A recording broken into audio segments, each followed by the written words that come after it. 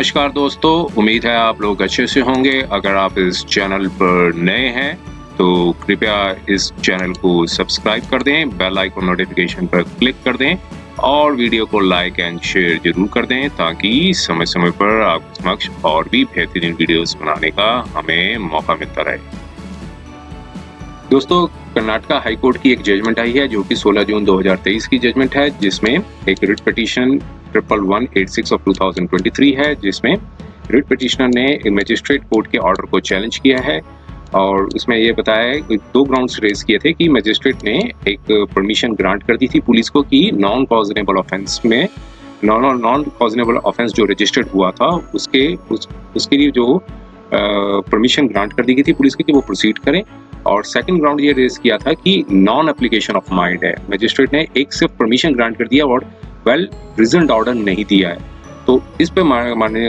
High court ने क्या निर्णय दिया, आइए हम इसके कंटेंट्स को देखेंगे और इसके जो फैक्ट्स को जानेंगे कि हुआ क्या था। आइए हम इसके कंटेंट्स और फैक्ट्स को दोनों को देख के और किस तरीके से लीगल प्रिंसिपल्स हैं और उसको माननीय कोर्ट ने डिसाइड किया था वो सब हम देखेंगे इसमें। तो यहाँ पर देखिए अब क्या कहते हैं कंटेंट की, जो पिटिशनर ने एक क्राइम जो है रजिस्टर्ड हुआ था उनके अगेंस्ट में 506 इंडियन पीनल कोड के अंदर,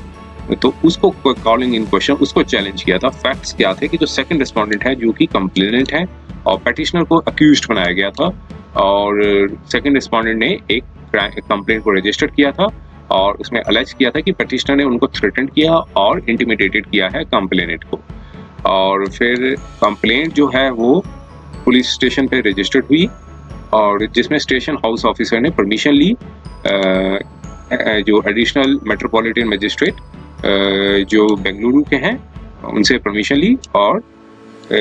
इसके बाद जो क्राइम जो था 506 इंडियन पीनल कोड के अंदर वो रजिस्टर्ड हुआ। और उसके बाद क्योंकि 506 एक नॉन कॉजनेबल ऑफेंस है, एक दो तरह के ऑफेंसेस होते हैं, कॉजनेबल एक नॉन कॉजनेबल। तो कॉजनेबल ऑफेंस में परमिशन की जरूरत नहीं होती, नॉन कॉजनेबल जो ऑफेंसेस होते हैं उसमें परमिशन की रिक्वायरमेंट होती है। तो ये 506 जो आईपी इंडियन पीनल कोड है उसको नॉन कॉजनेबल के श्रेणी में रखा गया है। और इस केस में क्या हुआ कि परमिशन थी मजिस्ट्रेट ने दी उनको, जो कि प्रोविजन 155 सीआरपीसी के तहत दी गई।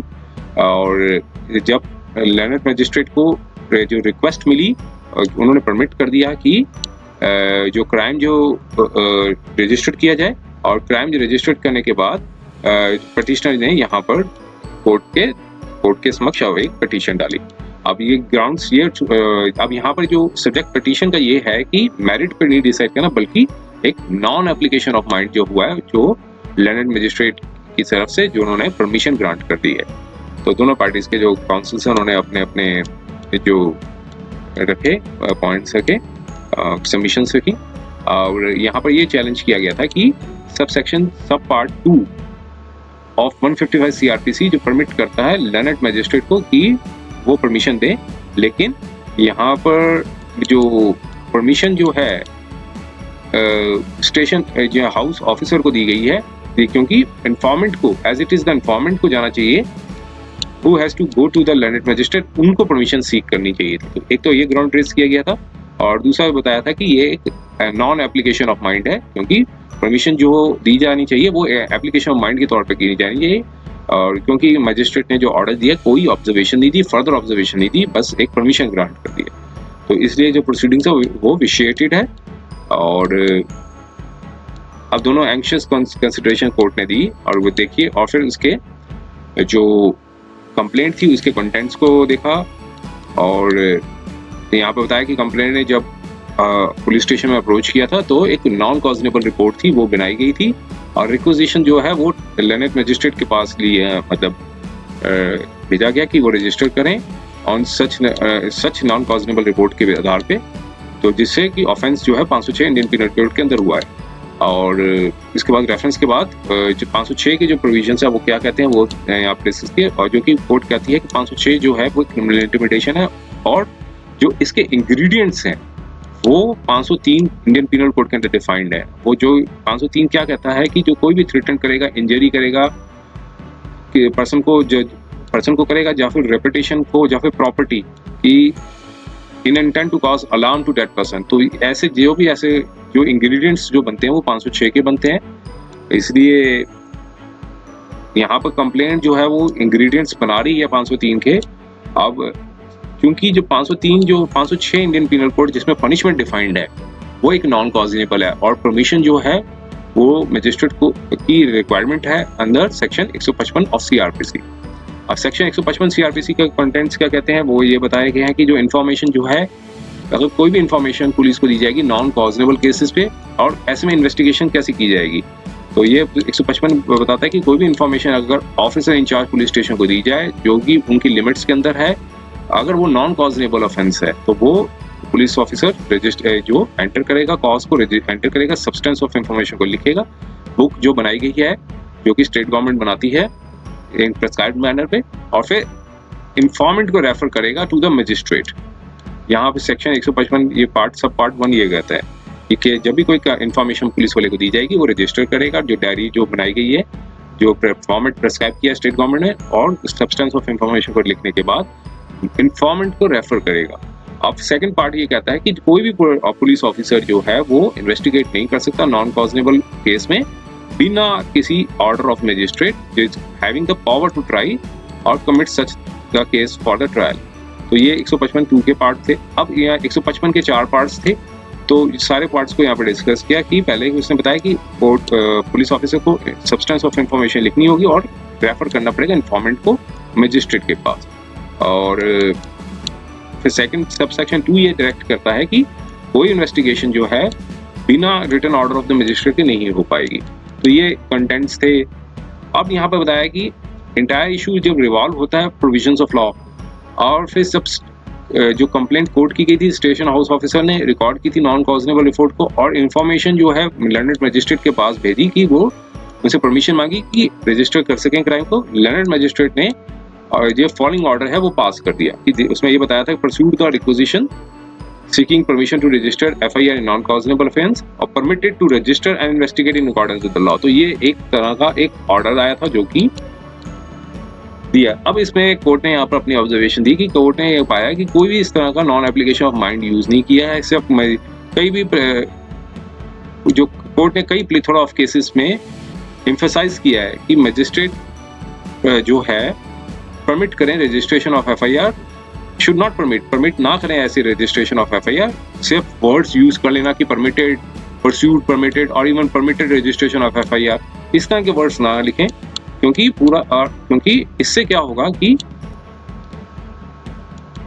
इसने कहा था कि एप्लीकेशन ऑफ माइंड जो है वो सफर करेगा, और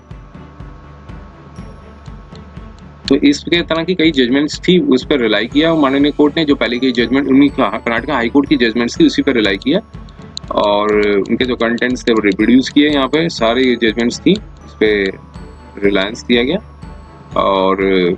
अब यहाँ पे कोर्ट ने कहा कि ये हाई टाइम ना हो कि मजिस्ट्रेट जो हैं वो अपना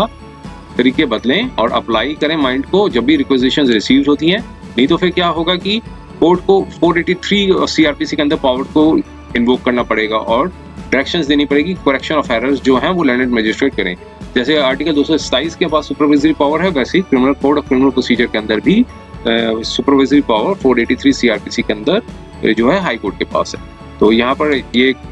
अपनी ऑब्जर्वेशन थी 483 क्या कहता है उसके ऊपर डिस्कस किया, और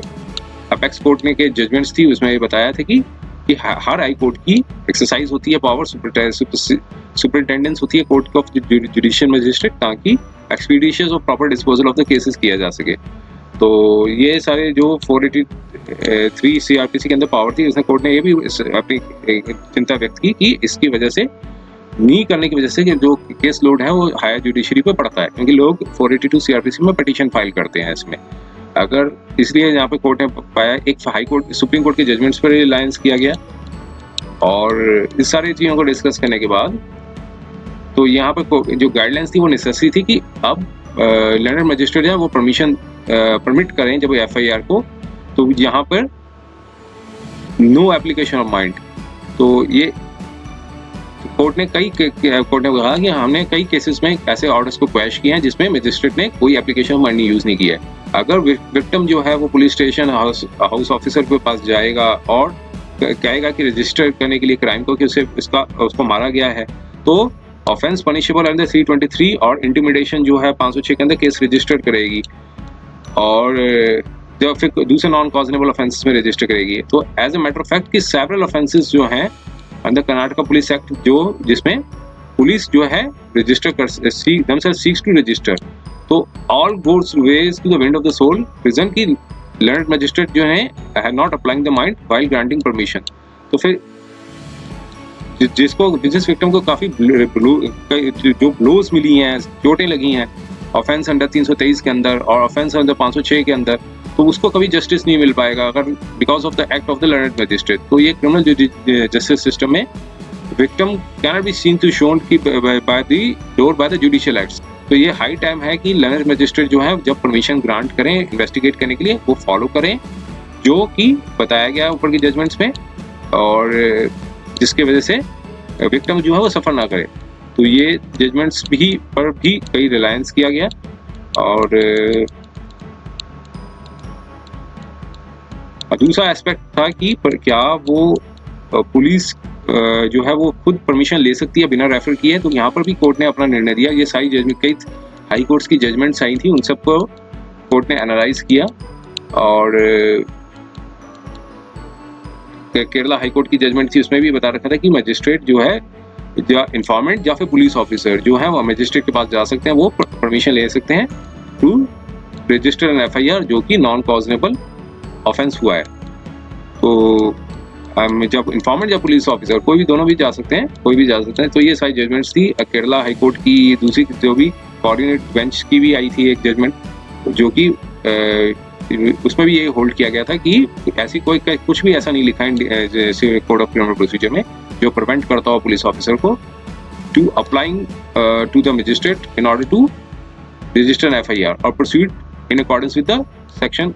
सब part 2 of the section 155 of the CrPC. तो यहाँ पर सारी जजमेंट्स को देखने के बाद ये अनमिस्टेकेबली मर्ज होके आया कि जो पुलिस ऑफिसर और जो कंप्लेनेंट है वो जो मजिस्ट्रेट के पास अप्रोच कर सकते हैं under sub section 2 of section 155 CrPC. Means पहले इंफॉर्मेशन तो देनी होगी, और जब मजिस्ट्रेट के पास जाना हो तो इंफॉर्मेंट या फिर जो पुलिस ऑफिसर है, दोनों में कोई भी जा सकते हैं इसमें तो इन्वेस्टिगेट करने के लिए कि नॉन कॉजनेबल ऑफेंस में। कोई भी ऐसा सेक्शन में नहीं लिखा है जो इंडिकेट करता हो कि informant alone should seek permission from the magistrate to commence the investigation. तो सारी प्लेथोरा ऑफ द केसेस जो भी ओपिनियंस दिए गए थे, तो ये mandate referring the informant to the magistrate sub section 2 जो है वो साइलेंट है। इसमें कहीं नहीं मेंशन किया है, सब सेक्शन 2 के अंदर कहीं भी मेंशन नहीं किया है कि मजिस्ट्रेट को जाना है, सॉरी पुलिस ऑफिसर को जाना है कि इंफॉर्मेंट को जाना है। सिर्फ यहाँ पर सिर्फ ये लिखा है कि पुलिस ऑफिसर जो है वो तभी प्रोसीड करेगा जब तक मजिस्ट्रेट परमिशन ना दे। तो प्रोसीड नहीं कर सकते कोई भी पुलिस ऑफिसर नॉन कॉजनेबल ऑफेंस में। तो यहाँ पर ये चीज़ निकल के आई कि जो परमिशन जो है वो कंप्लेनेंट भी ले सकता है और स्टेशन हाउस ऑफिसर भी ले सकता है। इट इज़ नॉट नेसेसरी कि इंफॉर्मेंट जो है वो खुद नॉक करे डोर्स ऑफ लर्नड मजिस्ट्रेट को और रिक्वेजिशन लें कि परमिशन की एफआईआर को रजिस्टर कर दें। तो कोई भी आइदर इंफॉर्मेंट और स्टेशन हाउस ऑफिसर कोई भी ले सकते हैं इसको, परमिशन को। तो ये प्रकाश राज की जो जजमेंट थी उसको रिलाई किया। अब फैक्ट्स ऑफ द केस में ये देखा कि लर्नड मजिस्ट्रेट ने परमिशन दे दी थी, और लेकिन ये ब्लैंट वायलेशन है what is narrated and analysed in the course of order. तो ये एक कोर्ट ने कहा कि एप्रोप्रिएट है कि इस ऑर्डर को क्वैश कर दिया जाए और रजिस्ट्रेशन ऑफ द क्राइम को जो भी हुआ है और डायरेक्ट दी गई लर्नड मजिस्ट्रेट को कि वो